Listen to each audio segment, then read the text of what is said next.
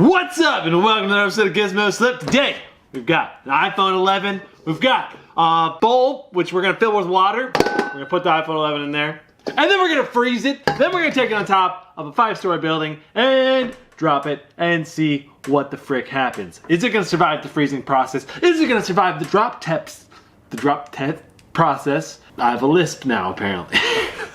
Great. And they're gonna drop the lisp. Nothing wrong with people who have lisps. Stop making fun of people with lisps, Darren. Mainly me. Just making fun of you. That's what's going on right now. Anyways, do you think it's gonna survive, Darren? I'd say it's a 50-50 chance. So do you think it's gonna survive, yes or no? Are you putting your money yes. on the yes or the no? I would put my money on the yes.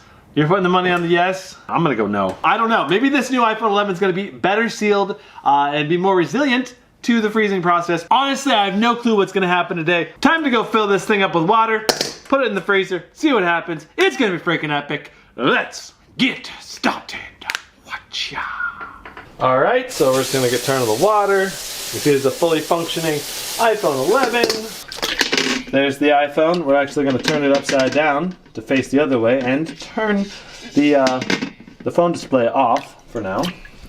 Boom, boom, boom. Time to haul this down the stairs, down to the new deep freezer that we bought specifically for this video. Hopefully it's wide enough.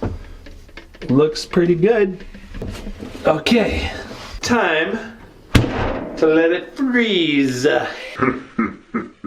All right, it's time. It's been 2 days actually in the freezer. Let's check it out. Oh. So we can't even see the phone in the bottom right now. It's in there though. So the drop side's all the way across town. Hopefully it doesn't unfreeze very much on the way over there. But that's so heavy. I think this is the biggest chunk of ice we've ever dropped with a phone. I'm really excited about this. I'm really curious to see if it survives. Here we go. Okay, we're here at this crazy house, this ridiculous house. It's a 5-story house. And we're gonna be taking this ice block up to the top. I don't know if it's melted enough on the way here to actually come out, or if I'm gonna have to run some hot water over this. Let's find out. Oh, there it is. Right out it came. Boom. Very nice. Let's go ahead and flip it over and check out the phone.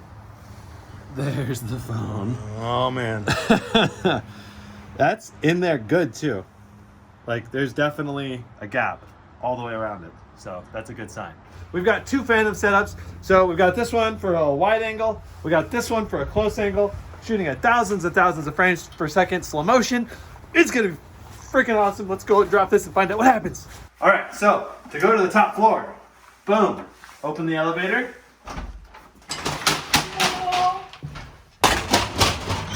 Going to floor 5. Boom, boom, boom, boom, boom, boom, boom, boom, boom, boom. Okay. And now we're there. Whoa! Here we are. This house has such a cool view. Look, that's downtown Portland's right there. Crazy. You ready? Good to go. Good to go? Okay, here we go. Grabbing this thing is gonna be hard. All right, here it comes in 5, 4, 3, 2, 1. Whoa! That was awesome. The phone didn't actually pop out. Look at that. It's still in a chunk of ice over there. I guess that's what happens when you have a ginormous chunk of ice that you're throwing down. All right, let's go find out if that phone survived. Impacted here, chunks everywhere.